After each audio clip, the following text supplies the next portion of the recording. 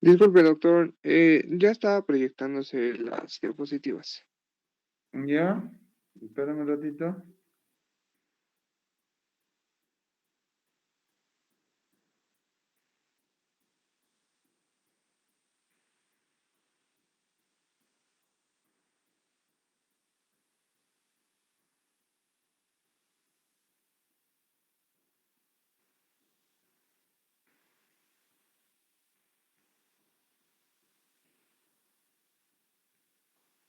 Ujú.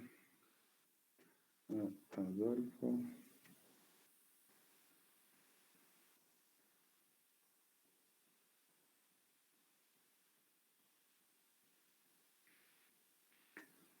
Sí.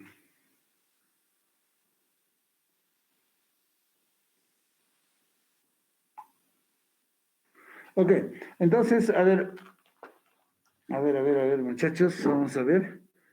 A ver, ¿cómo está la cosa? Muy bien. Bueno, aquí está la mascarilla.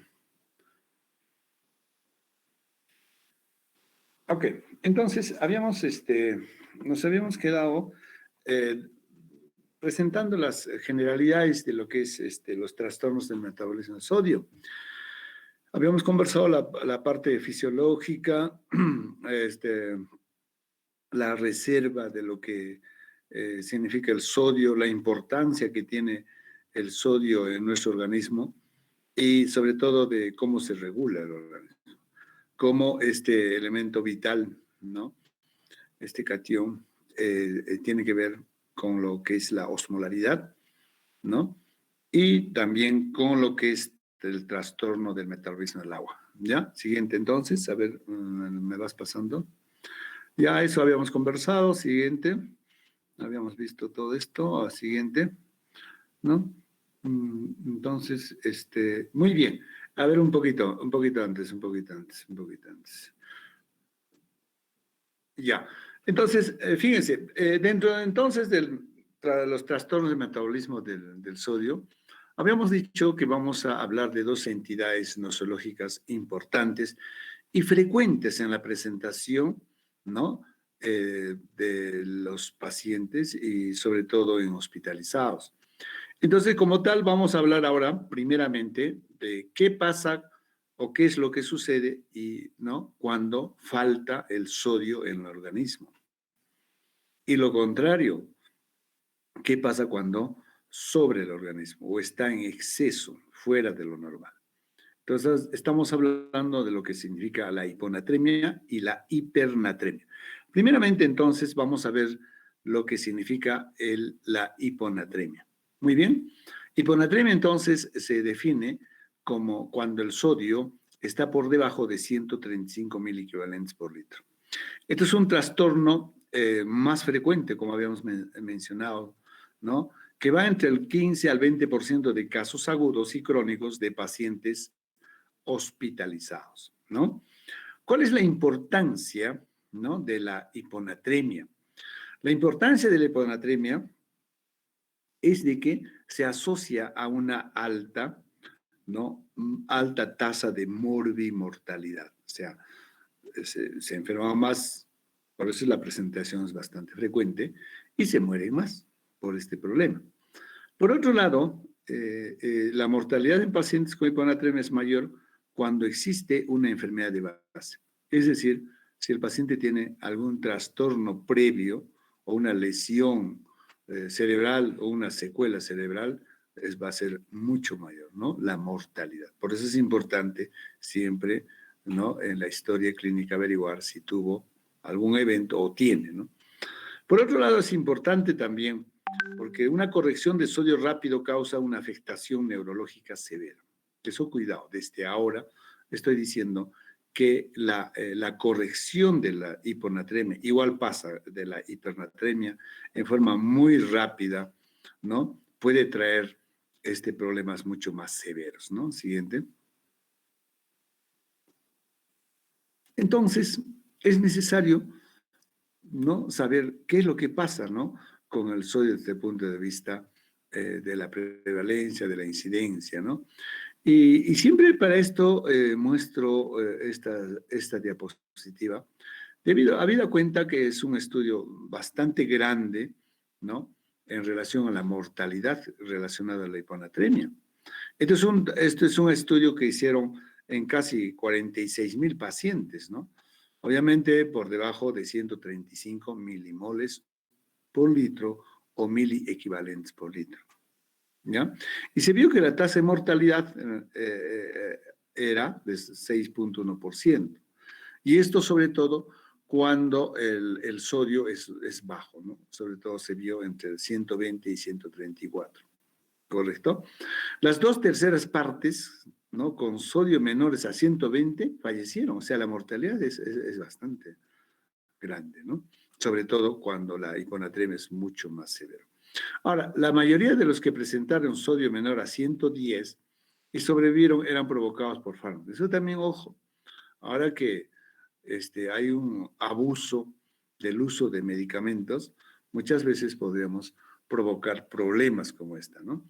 Entonces, este es un estudio que nos muestra que sí, pues definitivamente hay una relación, ¿no? Hay una relación entre la mortalidad y la hiponatremia. Siguiente.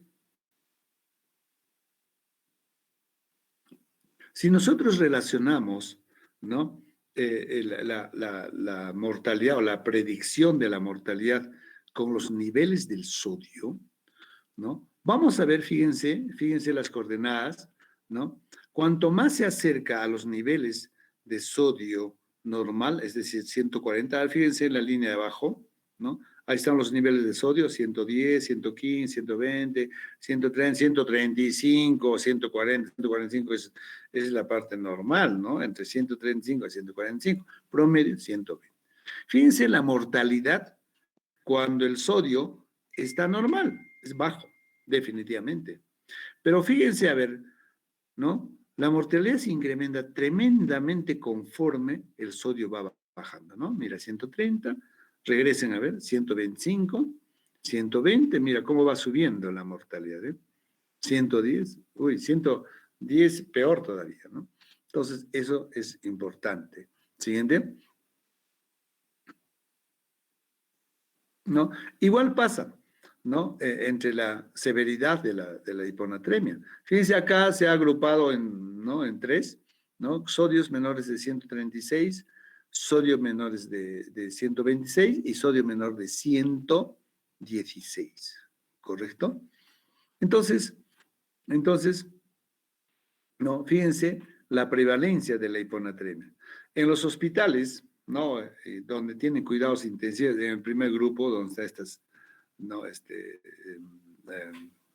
Vamos a ver que los sodios menor de 136, ¿no? Obviamente la presentación es de 28,20, es alto, pero los de menos de 126 ya baja, obviamente, 2,60, y menos de 116, fíjense, en las unidades de cuidados intensivos es mayor. Si ustedes comparan ¿no? Esas tres barras, vamos a ver que en la hospitalización común, ¿no? Esto varía. Fijémonos nomás en el sodio de menor de 116. En los cuidados intensivos, obviamente, tiene que ser alto, 0,49. En hospitalización, 0,17, ¿correcto? Y en la comunidad, o sea, bueno, llámese, digamos, auspicios o centros gerontológicos, es bastante bajo o no hay. En otras palabras, ¿qué estamos diciendo? Que los hiponatrémicos severos, obviamente, vamos a encontrar más en las unidades críticas, como cuidados intensivos. Obviamente, en pacientes críticamente enfermos. Por eso es de que ustedes usualmente en hospitalización puedes ver, pero severamente afectados más es en las emergencias y cuidados intensivos. Siguiente. Ahora, la edad también tiene que ver, mira, la edad y el riesgo de hiponatremia, ¿no? Las hiponatremias severas se va a presentar mucho más en las personas mayores. Fíjense abajo, las coordenadas, ¿no? Están divididas en décadas de vida, ¿no? Y vamos a ver en las barras negras, ¿no? Vamos a ver que las hiponatremias severas va a ser mucho más. Cuanto más viejo, más severo la hiponatremia. Ese es, digamos, el siguiente.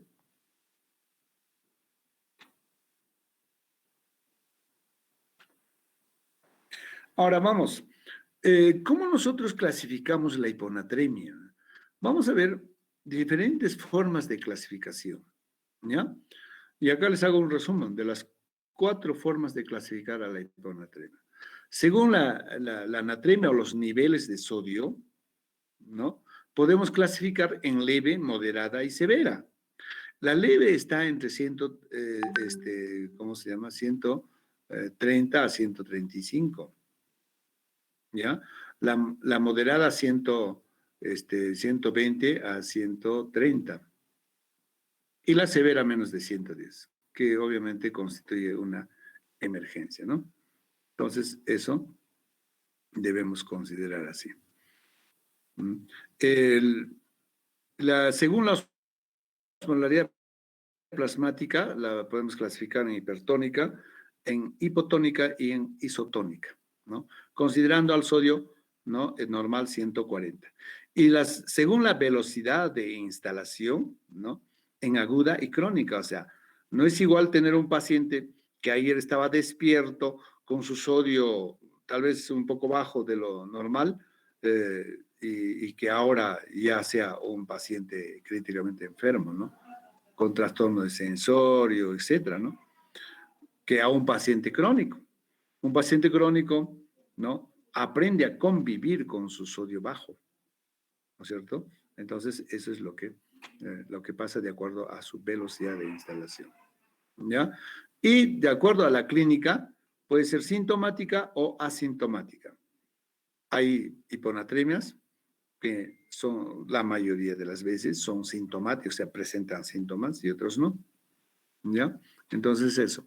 A ver, regresamos a esto de lo que es según la anatremia. Está acá mal las cifras.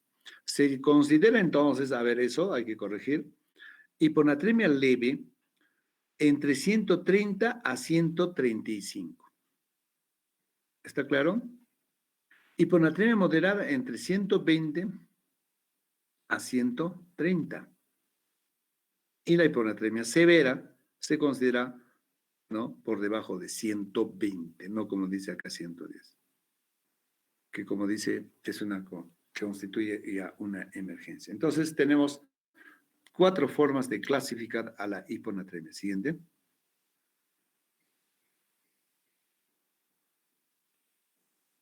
Ahora, cuando estamos frente a una hiponatremia, ¿no es cierto? ¿Cómo debemos evaluar al paciente? ¿Qué consideraciones debemos tener? Primero tenemos que ver, ¿no? Si este paciente tiene una enfermedad neurológica concomitante, ¿no es cierto? Puede ser un paciente que tiene epilepsia, puede ser un paciente que tiene una tumoración cerebral, puede ser un paciente que es portador de alguna patología neurológica, ¿no? Eso, como les he mencionado, no es igual presentar una hiponatremia a un paciente que tiene o no tiene. Perdónenme, por favor, a momentos voy a cortar de hablar. ¿Aló? Sí, ya. Entonces, eso. Y el otro tema, ¿no? Debemos tener en cuenta es la velocidad con la que se desarrolla dicha disminución. No es igual que, ¿no? En la mañana estaba con 140 y en la noche ya esté con 110. Entonces, eso también tiene que ver, ¿no? ¿Cuál es la velocidad? O es una velocidad un poco lenta, ¿no? La instalación de la hiponatremia. Y obviamente tener en cuenta el grado de disminución del sodio, ¿cuánto es? 130, 125, 120, 110, 100, no sé, en una hiponatremia súper severa, ¿no? Entonces, todas esas cosas tenemos que tener en cuenta. Siguiente.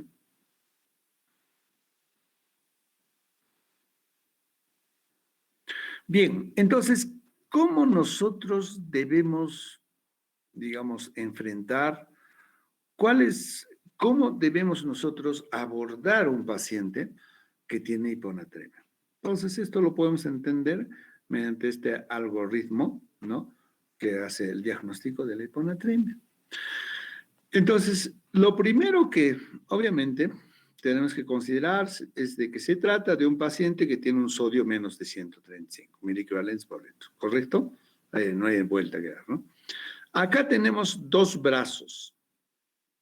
Un brazo es de que esta hiponatremia esté con osmolaridad plasmática normal o elevada. Los que han revisado las diapositivas, hemos hablado de la osmolaridad, ¿no? Entonces ya me están entendiendo. La osmolaridad, en este caso, está normal o elevada. Inclusive, alguien estará diciendo, oye, pero un ratito, el sodio es uno de los osmolitos más importantes. ¿Cómo es eso de que esté normal o elevada y tenga sodio bajo? Entonces ya se estarán dándose cuenta de que esa normalidad o elevación de la osmolaridad va a ser por los otros componentes de los osmolitos, sea la glucosa o la urea, ¿no? ¿No es cierto? Entonces, eso es lo que, ¿no es cierto? Tenemos que tener en cuenta. Y lo otro es la osmolaridad disminuida. A esto sí, de hecho que acá sí el sodio está bajísimo. O sea, estamos hablando entonces cuando la osmolaridad está disminuida de un estado hipoosmolar. Mira, fíjense, ¿en qué situaciones la osmolaridad está normal o elevada? ¿No? En las hiperglicemias. Fíjate, pues.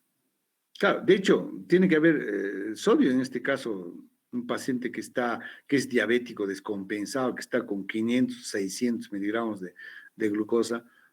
Bueno, de hecho que su sodio está bajo, pero la osmolaridad está normal o elevada a expensas justamente de que está habiendo hiperglicemia.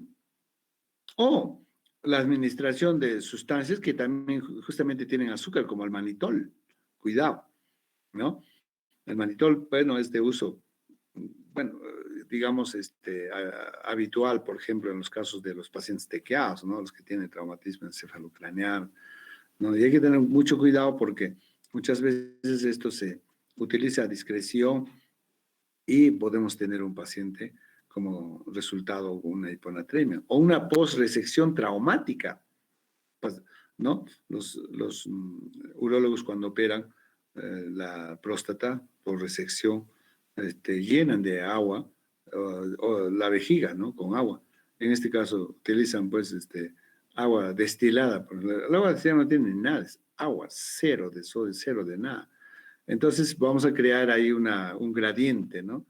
De concentración y entonces el sodio se puede irse todo hacia el lado de la vejiga que está lleno de agua y provocar hiponatremia. O una pseudo hiponatremia en casos de hiperlipidemias, hiperproteinemias o hiperglicemias, como lo hemos visto en la primera parte. Entonces pueden provocarnos, ¿no? Pseudo hiponatremias. Entonces siempre tenemos que primero ver cómo está la osmolaridad. Si estamos en normal o elevado, tenemos que considerar estas posibilidades. Pero las más de las veces, ¿no? La osmolaridad está baja, está disminuida, está bajo. Entonces, en este caso, ¿no? Vamos al otro brazo, ¿no? No sé si me están siguiendo. Entonces, en este caso, ¿qué hacemos? Medimos la osmolaridad urinaria. Y hemos visto también, ¿no? Se puede medir la osmolaridad urinaria. Hemos visto también que existen osmolitos, ¿no? ¿No? O iones en la orina, o sea, el potasio o el sodio, ¿no? Y entonces vemos acá, por un lado, si la osmolaridad está más de 100 miliosmoles por litro de orina, o que el sodio de la orina más el potasio de la orina está más, ¿no? Es mayor que el sodio plasmático. Esa es una posibilidad. La otra es de que la osmolaridad no esté más de 100. Hay que corregir, es menos de 100. O que la sumatoria de sodio y potasio en la orina sea menor que el sodio plasmático. Si fuera así, en esta segunda posibilidad, ¿no? Cuidado, lo que le estoy diciendo es menor, está mal acá, ¿no? Es osmolaridad menos de 100. Si fuera así, estamos frente a un paciente con una polidipsia psicógena, administración oral o intravenosa de líquidos hipotónicos, disminución del filtrado glomerular. Pero las más de las veces, lo que vamos a encontrar es una hiponatremia con una osmolaridad más de 100 miliosmoles por litro de orina o que el sodio y el potasio sea mayor que el sodio plasmático. Si es así, como repito, ojo, es las más de las veces, tenemos que evaluar cómo está el volumen extracelular. Y eso también lo hemos revisado. ¿Cómo nosotros podemos evaluar el volumen extracelular? O sea, ¿qué cantidad de agua hay fuera de las células, en el espacio extracelular? Y cuando hablamos de espacio extracelular, estamos hablando del espacio intersticial y el intravascular, ¿no es cierto? Y habíamos dicho que hay formas de que podemos nosotros calcular exactamente cuánto de agua hay en el intersticio, en el resto, ¿no? ¿No es cierto? Entonces, claro, pero habíamos mencionado que hay diferentes métodos matemáticos, ¿no? Que se pueden utilizar, ¿no? Y uno de ellos es la bioimpedancia eléctrica, ¿no? Que podemos decir exactamente cuánto de porcentaje significa, pues, el intravascular de este paciente. Pero imagínate estar haciendo eso en una situación de emergencia, porque estos pacientes con hiponatremia, sobre todo las severas, son pues de presentación de emergencia. Entonces, ¿cómo podemos estimar el volumen extracelular? ¿No? Es lo que hemos visto. Clínicamente, vemos si está isohidratado o euvolémico, está sobrehidratado o está deshidratado. ¿No? Entonces, ahí tenemos tres posibilidades. Que estemos frente a una hiponatremia con volumen alto, o sea, hipervolémica, que estemos frente a una hiponatremia, pero con volumen normal, o sea, normovolémica, o que estemos con una hiponatremia con volumen bajo, que es más de las veces. Fíjense lo que les estoy diciendo desde arriba, las más de las veces, las más de las veces. Dentro de estas hiponatremias hipervolémicas, normovolémicas y la hipovolémica, las más de las veces es la hipovolémica. Muy bien, revisemos en qué casos hay hiponatremia hipervolemia, o sea, que el sodio esté bajo, pero que esté inundado de agua, ¿no? No sé si me están entendiendo, ¿no? O sea, hay sodio bajo, pero con volumen alto de agua. ¿En qué casos es esto? En la insuficiencia cardíaca, patologías bastante habituales, frecuentes, ¿no? Que seguramente ustedes ya lo han estudiado o van a estudiarlo, también es todo un capítulo en cardiología, ¿no? Están con sodio bajo, están con hipervolemia. En la cirrosis hepática, también patología muy frecuente. En síndrome nefrótico, que vamos a ver bastante nosotros, o en la insuficiencia renal, que también vamos a revisar nosotros. En esos casos tenemos hiponatremia hipervolémica. Y en la normovolémica tenemos varias causas. Una de ellas es el síndrome de secreción inadecuada de la hormona antidiurética, ¿no? En este caso, si es así, el famoso CIHAT, ¿no? Hay que buscar causas. Puede ser fármacos, puede ser neurológico, puede ser pulmonar, ¿no? O también puede deberse al hipotiroidismo, a la insuficiencia suprarrenal, al hipocortisolismo, ¿no? Cuando la hiponatremia es normovolémica. Cuidado entonces, tú tienes un paciente que no tiene deshidratación ni tampoco está sobrehidratado, o sea, mucosas húmedas, no hay signo de pliegue, la presión está bien, no está taquicárdica, está normovolémico. Entonces tenemos que buscar estas causas. Y las más de las veces, vamos a tener cuando, ¿no? El trastorno es, la hiponatremia es hipovolémica. Entonces, cuando el trastorno es hipovolémico, tenemos que ver si es que el sodio urinario está por debajo de 10, acá es 10, por si acaso, 10 miligramos por litro. O que el sodio urinario esté por encima de 20 miligramos por litro. Cuando está por debajo de 10 miligramos por litro, estaríamos frente a pérdidas extrarrenales. ¿En qué casos? Vómitos, diarrea, ¿no? Pérdidas cutáneas, tercer espacio, a veces ascitis que se forman. Y cuando el sodio está por encima de 20 miligramos por litro de orina, entonces tenemos que pensar que probablemente sea debido a diuréticos, a nefropatía perdedor de sal, ¿no? La bicarbonaturia, la cetonuria, la diuresis osmótica o el síndrome cerebral perdedor de sal. Fíjense entonces, cuando nosotros hacemos el abordaje de un paciente que tiene hiponatremia, tenemos que seguir. Y este es digamos, este algoritmo es bastante práctico para poder nosotros, ¿no? Poder definir de qué se trata, ¿no? ¿No? Si es una hiponatremia, como habíamos dicho, con osmolaridad primero normal o alto, o es una hiponatremia con osmolaridad baja. Si es así, entonces vamos así haciendo todo este estudio, ¿no? ¿No? De acuerdo a su volumen extracelular, por ejemplo, ¿no? Cómo nosotros podemos clasificar. Mira, esto nos permite a nosotros, ¿no?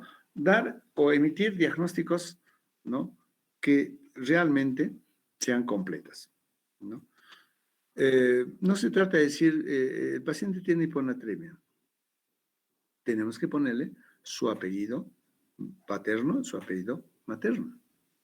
Por ejemplo, si yo tengo un paciente que tiene insuficiencia cardíaca, ¿no? Y está con el sodio bajo, o sea, hiponatremia, oye, con su diagnóstico completo. Será pues una hiponatremia hipervolémica por insuficiencia cardíaca, ¿no? Entonces su nombre va a ser hiponatremia, su apellido paterno va a estar dado por la volemia, en este caso hipervolemia, y su apellido materno va a estar dado por la causa. ¿Qué pasa si yo tengo un paciente que está con diarrea, y tiene sodio bajo? ¿Cuál sería el diagnóstico? Sería hiponatremia hipovolémica, ¿no? De causa extrarrenal por diarrea. Completísimo tu diagnóstico, ¿no? Entonces, en un diagnóstico de hiponatremia necesitamos ponerle el nombre, el apellido paterno y el apellido materno. Doctor, ¿y para qué se hace problemas? Justamente esto nos va a permitir a nosotros, ¿no? ¿No? Plantear un tratamiento, un manejo y un tratamiento adecuado, ¿no? De nuestros pacientes. Por ejemplo, si yo tengo un paciente, a ver, todos abajo a los cuadritos, ¿no? Tengo un paciente que tiene sodio bajo, hiponatremia, y está con volumen alto. Entonces, acá lo que me interesa es eliminar el agua, porque si no recuerden la tacita con azúcar, ¿no? ¿Qué cosa hago si yo le pongo 2 cucharitas de azúcar a una tacita? Y luego le aumento más agua a ese recipiente. Se va a diluirse, pues. ¿Y cómo solucionarle? Sacando el agua nomás, nada más. Se tiene que ver una correlación entre eso. Igual pasaría en las hiponatremias monovolémicas. Acá aparentemente no necesitarías ni sacar ni aumentar agua, pero acá solamente sacando un poquito de agua, poco de agua, está solucionando el problema de hiponatremia. Y en el tercer grupo, en la hiponatremia hipovolémica, acá sí tienes que reponer sodio y reponer agua. Reponer sodio, reponer agua. ¿Ves? Entonces, el dar un diagnóstico completo, nombre, apellido paterno y materno, en forma adecuada, me va a permitir no solamente hacer un buen diagnóstico, sino también hacer un buen manejo y tratamiento de los pacientes. ¿Ya? Siguiente.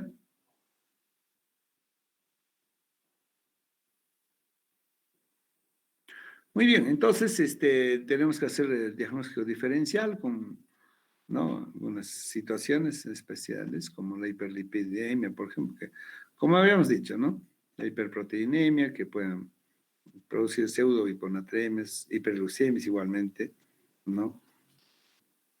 Se estima que por cada aumento de 100 miligramos de la glucosa, bueno, por encima de 100 miligramos obviamente, el sodio disminuye en 1.6.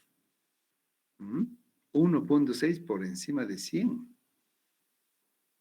¿Ya? Entonces, si yo tuviera 200, ¿cuánto disminuiría, no? 300, ¿cuánto disminuye? Si yo tengo glucosa, por ejemplo, de un paciente descompensado, diabético, 500.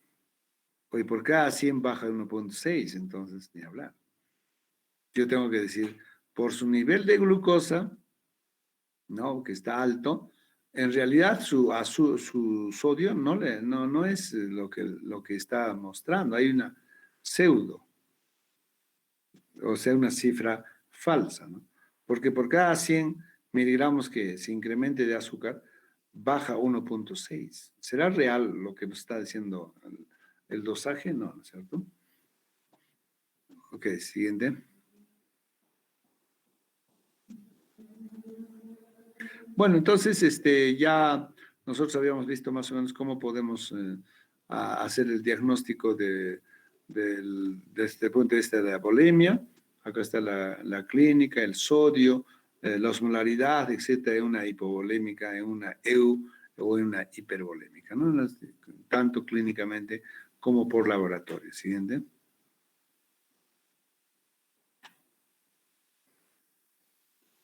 Entonces, de hecho que cuando hay depresión de volumen, bueno, pues hay una serie de situaciones fisiopatológicas que se activan para poder compensar ese déficit, ¿no? Obviamente va a haber sed, va a disminuir el filtrado glomerular, va a disminuir el potasio, va a aumentar el ADH, ¿no? Va a haber retención de agua, obviamente, ¿no? Hay disminución de la osmolaridad plasmática, en fin, ¿no? Siguiente.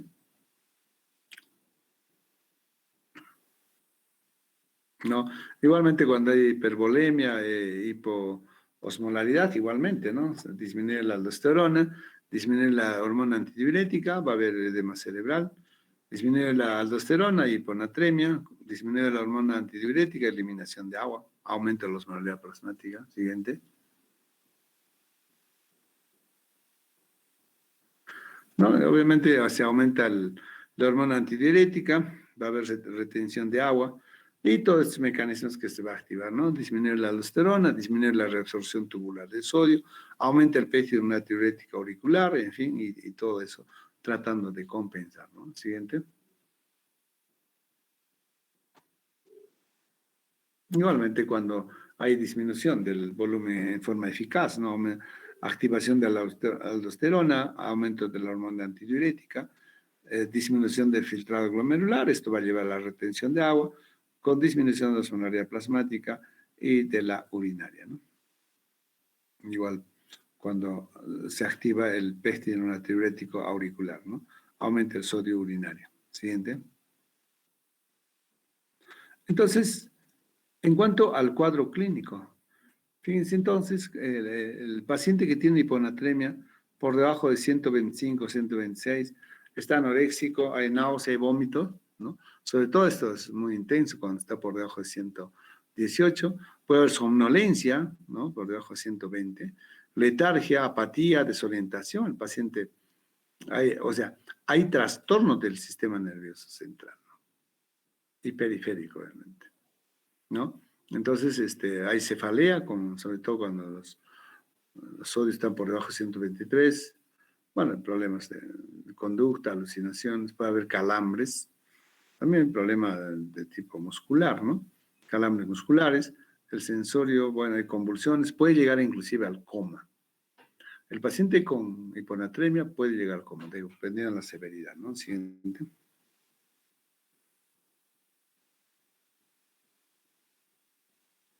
Bueno, esto puede llevar pues a estos problemas, ¿no? Al edema pulmonar cardiogénico, el paro respiratorio, el infarto cerebral, la muerte. Siguiente. Entonces, mire, fíjense, acá tenemos una clasificación. ¿Se acuerdan la clasificación de la hiponatremia según la severidad? Acá está justamente, mira, cómo nosotros podemos, de acuerdo a la severidad, más o menos orientarnos, ¿no? Por ejemplo, cuando el sodio está por encima, a ver, miren arriba, 130 a 135 miliequivalentes, los síntomas son leves. Hay cefalea, irritado, el paciente irritado, hay déficit de atención, alteraciones de la memoria, trastornos de la marcha, inestabilidad, depresión. Cuando el sodio está entre 120 y 130, náusea y vómito, confusión, desorientación, somnolencia, bradisiquia. Y cuando los síntomas son graves, por debajo de 120, el paciente puede llegar a estupor, convulsiones, fíjense, ¿eh? Puede llegar al coma inclusive. Entonces, fíjense, nosotros, de acuerdo a los síntomas y signos que presenta el paciente, podemos más o menos incluso orientarnos, si está en una leve, está en una hiponatremia moderada, o está en hiponatremia severa o grave, ¿no? Si el paciente ya convulsiona o llega al coma, ¿no? Definitivamente tenemos que pensar de que su sodio está por debajo de 120. Entonces, más o menos es una guía que nos puede orientar para más o menos ver el grado de severidad de acuerdo a la sintomatología. Siguiente. Al examen físico, ¿qué vamos a encontrar? La respiración es Cheyne-Stokes, que ya saben cómo es, ¿no? Todos ustedes. La bradicardia, hipotermia. Los reflejos osteotendinosos, fíjense, están disminuidos los reflejos patológicos ahí, parálisis pseudobulbar, signos neurológicos focales de forma rara, ¿no? Parálisis pseudobulbar, bueno, ya lo hemos dicho, la incontinencia urinaria y fecal puede haber, ¿no? Todo esto podemos encontrar al examen físico. Siguiente. ¿No?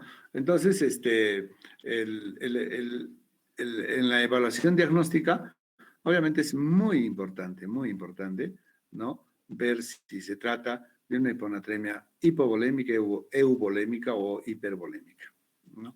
Y solamente ajustando, en este caso, el agua, podríamos nosotros corregir el trastorno del sodio, ¿no?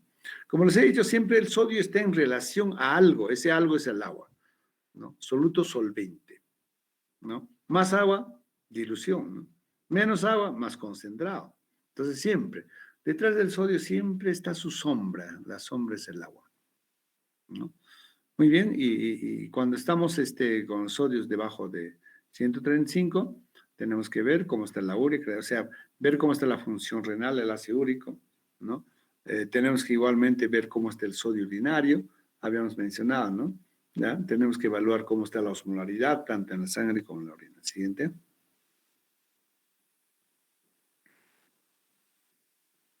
¿No? Ahora, obviamente tenemos que descartar pues las pseudohiponatremias, sobre todo en pacientes que tienen unas dislipidemias severas, ¿no? Y proteínas altas, ¿no? Hay patologías que cursan con proteínas altas, ¿no? Por ejemplo, las gamopatías, ¿no? Monoclonales. Hay que evaluar si hay falsa hiponatremia dilucional, ¿no? El paciente puede estar lleno de agua y la pregunta es, ¿el sodio será real? No, pues, ¿no? Y así tenemos que ir evaluando. Siguiente. Muy bien. Entonces, ¿qué es lo que pasa en algunas enfermedades más frecuentes? Por ejemplo, en la insuficiencia cardíaca, en la cirrosis, son patologías que frecuentemente cursan con hiponatremia, ¿no? Y dicho sea de paso, son un factor de mal pronóstico. Si tú tienes un paciente que tiene insuficiencia cardíaca o está con cirrosis y su sodio está bajo, cuidado, es signo de mal pronóstico, ¿correcto? Entonces hay que estar atentos, pues, ¿no? Siempre al cardiólogo, a un paciente que sea doctor, ¿cómo estará su sodio? ¿Tiene insuficiencia cardíaca? O al gastroenterólogo que está viendo la cirrosis, ¿no? ¿Y cómo estará su sodio, no? Si el sodio está bajo en esas dos patologías, signo de mal pronóstico. Y bueno, una patología que se nos va siempre de la mano es este famoso síndrome del SIHAT, síndrome de secreción inadecuada de la hormona antidiurética, ¿no? Eso, la pregunta es, doctor, ¿tenemos? Claro que sí, lo que pasa es que no diagnosticamos. No diagnosticamos, porque el SIHAT puede ser producido, ¿no? Por múltiples causas, muchísimas causas. Como habíamos dicho, una de las causas más frecuentes e importantes son el uso de medicamentos, pasando por infecciones neumónicas, problemas de tipo infeccioso de meningoencefalitis en sí, ¿no? Podemos tener entonces esta enfermedad. Lo que pasa es que no estamos diagnosticando, se nos va. Siguiente. Muy bien, entonces cuando hay insuficiencia cardíaca, ¿qué es lo que pasa? Hay sobrecarga hídrica, ¿no? Aumenta la presión auricular. Obviamente, si hay esto, hay supresión de la hormona antidiurética, aumento del peso de una antidiurética auricular. Y esto, bueno, en el primer caso lleva a una diuresis de agua libre y la otra regresión de agua a sodio. Entonces vamos a tener una hiponatremia con hipoosmolaridad. ¿Aumenta la presión barorreceptora? Claro que sí, con aumento no se suprime en este caso la hormona antidiurética, ¿no? Entonces se activa, por otro lado, el sistema renina-angiotensina-aldosterona por la pérdida de sodio y agua. Entonces, eso es lo que va siguiente. En la cirrosis, ¿qué es lo que pasa, no? Bueno, en la cirrosis hay diferentes digamos, una serie de eventos que suceden en este paciente cirrótico, por las cuales va a llevar pues a la hiponatremia, ¿no? El tratamiento diurético, por ejemplo, las paracentesis que uno hace, ¿no? Y como hemos mencionado, es un indicador de mal pronóstico en las hepatopatías. Entonces, usualmente en estos pacientes, cursan con hiponatremias hipervolémicas, ¿no? Hay hipertensión portal, vasodilatación esplácnica, hipovolemia sistémica, aumento no suprimible de la hormona antidiurética y retención de agua libre, ¿no? Eso es lo siguiente.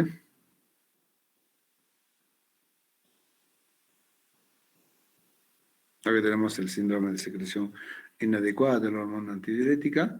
Se va a caracterizar por una hiponatremia, hemos dicho, ¿no? Hiponatremia, no, con osmolaridad este, eh, baja, obviamente, y con volumen normal, ¿no? Entonces, en este caso, la orina inapropiadamente está concentrada, la osmolaridad urinaria mayor de 100, ¿no? De 100, se me está yendo la batería, ¿no? Entonces los pacientes suelen tener acá normovolemia, o sea, el volumen está, el balance normal del sodio. La volemia tiende a mostrar una leve expansión a consecuencia de la retención de agua y el sodio, ¿no? Eliminado por la orina y es igual al sodio ingerido. O sea, en este caso, lo que tenemos que tener claro es de que este paciente está con hiponatremia, correcto, pero, ¿no? El agua corporal está euvolémico, o sea, aparentemente normal. No hay signos de deshidratación ni sobrehidratación. El siguiente. Entonces, ya con esto vamos terminando. ¿Qué es lo que tenemos que hacer para tratar? ¿Cómo nosotros debemos abordar a este paciente, ¿no? Para poder hacer el manejo y el tratamiento. Cuando nosotros enfrentamos a un paciente que tiene hiponatremia y queremos tratar, tenemos que ver o balancear el riesgo o el beneficio, ¿no es cierto? O sea, alguien está diciendo ahí un ratito, o sea, yo dejaría de tratar o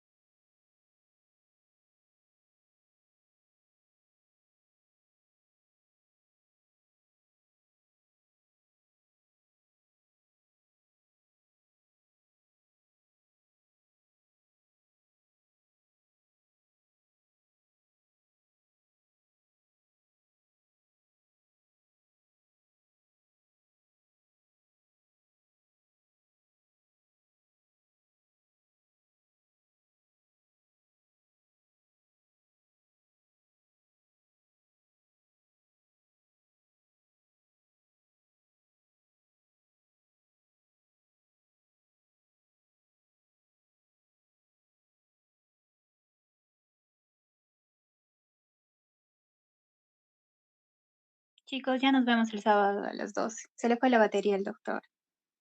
Ya, delegada, gracias. Gracias, Ya. Adri. Gracias, Adri.